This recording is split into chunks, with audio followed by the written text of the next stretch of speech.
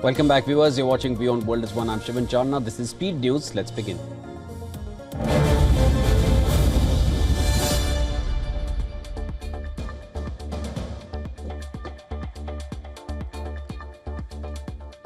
North Korean leader Kim Jong-un and Russian President Vladimir Putin joined Chinese President Xi Jinping in Beijing for a grand military parade commemorating the 80th anniversary of the end of World War II.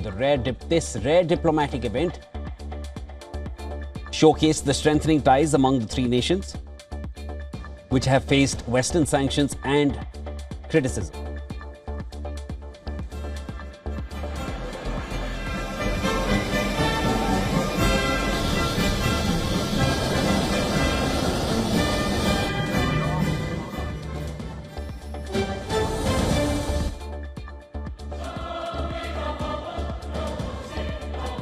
China hosted a massive military parade in Beijing to commemorate victory in the Second World War. The parade was a grand display of its military might, featuring cutting-edge technology and advanced weaponry. The Loyal Wingman drone, hypersonic cruise missiles, air defense systems, anti-ship ballistic missiles and latest tanks, they all made an appearance at the parade.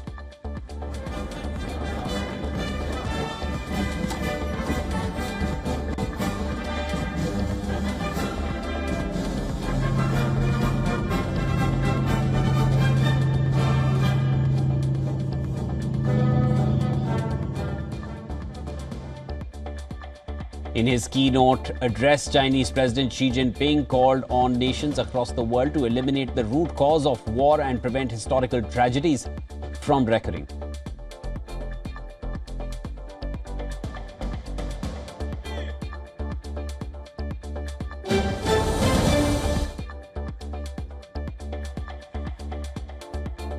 US President Donald Trump commented about China's commemorations at the end of World War II by taking pot shots at Russian President Vladimir Putin, North Korean leader Kim Jong-un and Chinese President Xi Jinping. Trump has accused them of conspiring against the US.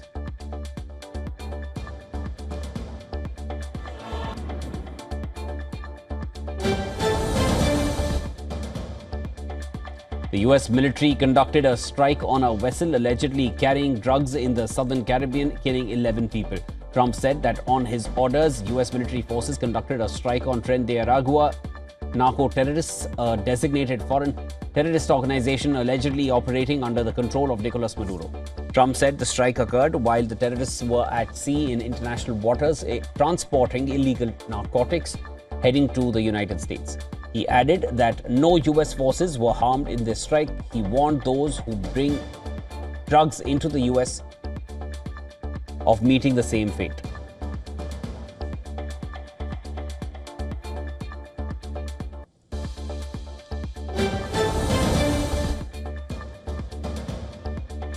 Illinois Governor J.B. Pritzker and Chicago Mayor Brandon Johnson have strongly opposed President Trump's plan to deploy federal law enforcement to combat crime in Chicago. Pritzker stated that Chicago does not want troops on its streets, calling it un-American, while emphasizing that there is no emergency in Chicago that would justify such intervention. Johnson echoed Pritzker's sentiments, saying they did not want or need militarized immigration enforcement in Chicago.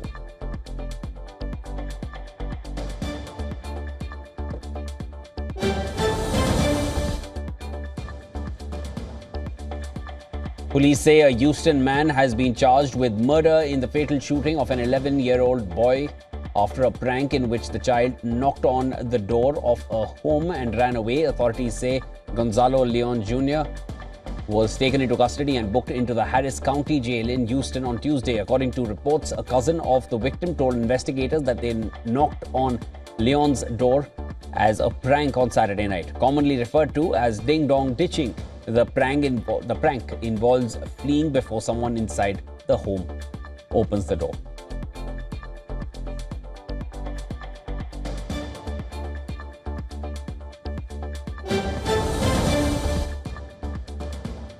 US Ambassador to Israel Mike Huckabee said that he's concerned there will be an economic collapse in the West Bank that could lead to violent escalation.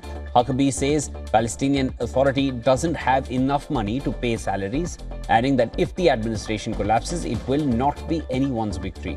According to reports, attempts to work out a solution to keep the Palestinian Authority solvent fell apart after France and other Western countries announced they would recognize a Palestinian state.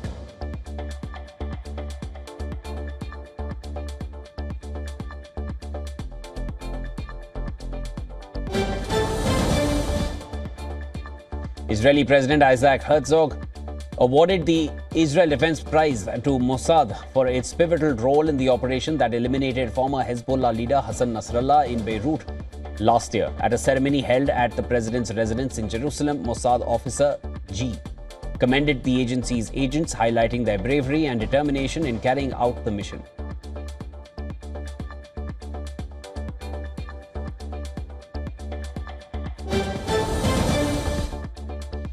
The UN interim force in Lebanon reported that Israeli drones dropped 4 grenades near peacekeepers working to clear roadblocks. The incident is considered one of the most serious attacks on UNIFIL personnel since the November ceasefire agreement aimed at ending hostilities between Israel and Hezbollah.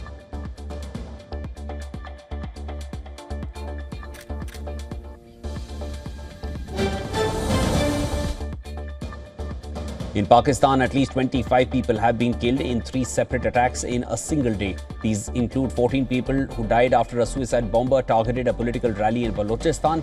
Another attack took place in Balochistan near the Iran border. 5 paramilitary personnel were killed and 4 were wounded in the attack. The blast occurred when a homemade bomb exploded as the convoy of military personnel passed through the district. While 6 soldiers were killed after a suicide attack on their base in Khyber Pakhtunkhwa.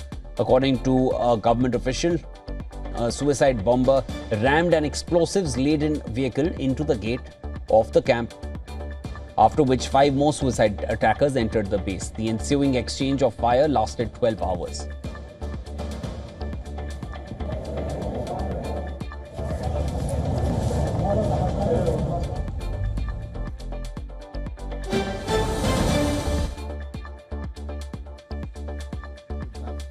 Thailand's Pheu Thai Party's Secretary General has announced that acting Prime Minister Phumtham Vechayachai has submitted a decree to dissolve Parliament.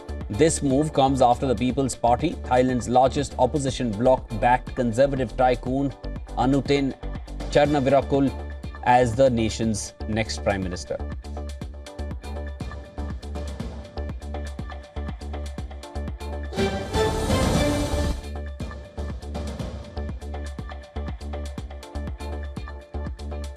Hawaii's Kilauea volcano erupted again on Tuesday, spewing lava into the sky from its summit crater. This marks the volcano's 32nd eruption since December, showcasing its intense activity. Located on the Hawaii island, the largest island in the Hawaiian archipelago, Kilauea is one of the world's most active volcanoes.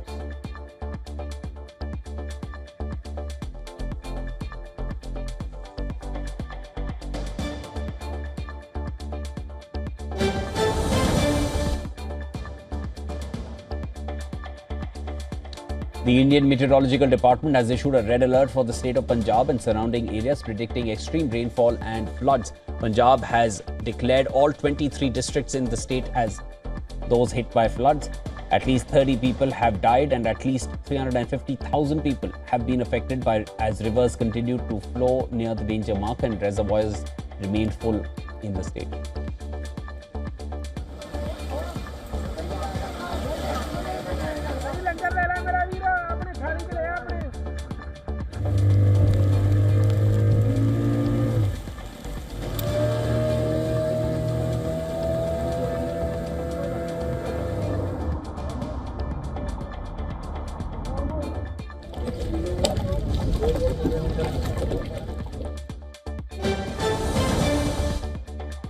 Oil prices held steady in Asian trading, maintaining sanctions-driven gains from the previous session. Brent crude dropped slightly, down 1 cent to $69.13 a barrel.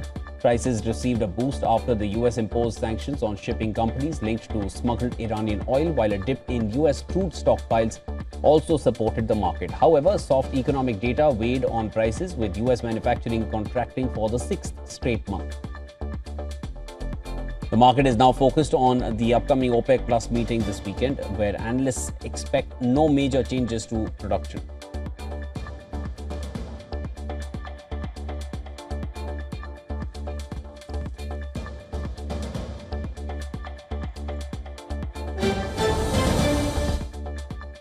Hollywood spending in the US is expected to decline for the first time since 2020, with consumers planning to cut back by an average of 5.3%. Gen Z, aged 17 to 28, is expected to trim spending by a staggering 23%, citing concerns over rising prices.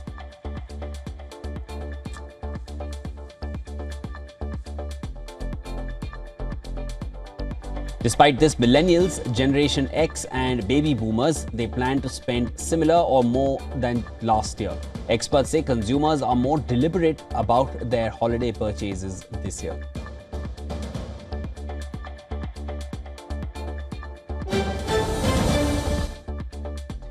India hopes to finalize a bilateral trade agreement with the United States by November, according to Union Commerce Minister Piyush Goyal. Despite a tariff dispute with the US, which imposed a 50% tariff on key Indian imports in August, Goyal remains optimistic. He said trade talks continue, but acknowledged geopolitical issues have overshadowed economic discussions. India's purchases of Russian oil and arms have fueled tensions with Washington, but Goyal made it clear that India would not bow down in negotiations. India has already concluded trade agreements with countries including Australia, UAE, and the UK, while dialogue with the EU also continues.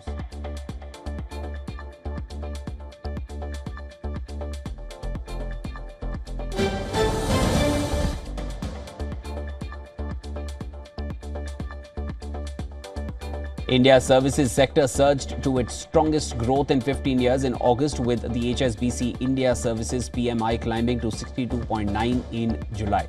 The jump was driven by robust domestic demand and the sharpest rise in new business since 2010. While export orders saw their best momentum in 14 months, but the growth comes with a warning sign. Firms passed on rising input costs more aggressively, pushing output price inflation to its highest since 2012. This raises the risk of overall inflation bouncing back from July's 8-year low. The upbeat data follows India's 7.8% GDP growth last quarter, but looming US tariffs on Indian goods could pose challenges in the months ahead.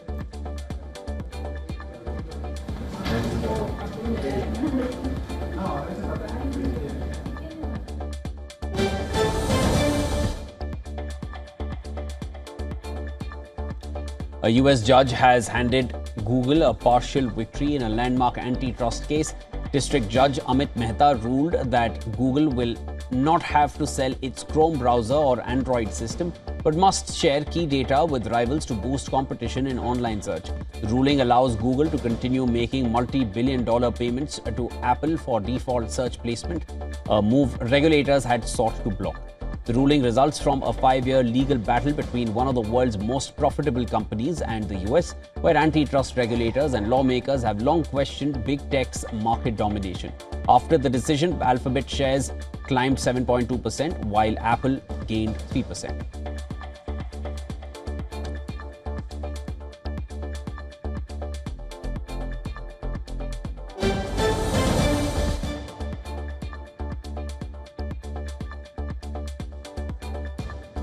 A cyber attack has severely disrupted Jaguar Land Rover's vehicle production, including its two main UK plants in Halewood and Solihull.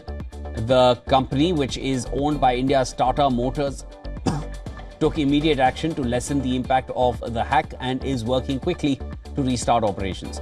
Jaguar Land Rover's retail operations have also been badly affected during a peak period for new vehicle deliveries. Though the company confirmed there is no evidence of customer data theft.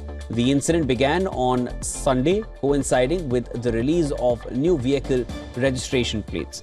According to BBC, the attack was detected while in progress and the company shut down its IT systems in an effort to minimize its damage.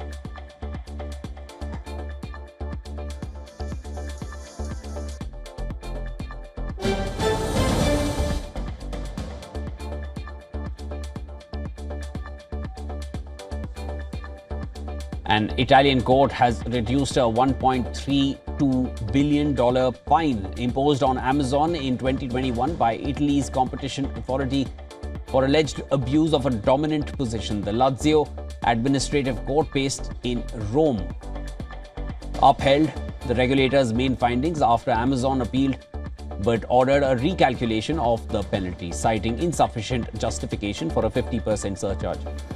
The case dates back to 2021 when Italy's antitrust watchdog accused Amazon of restricting competition in e-commerce logistics services.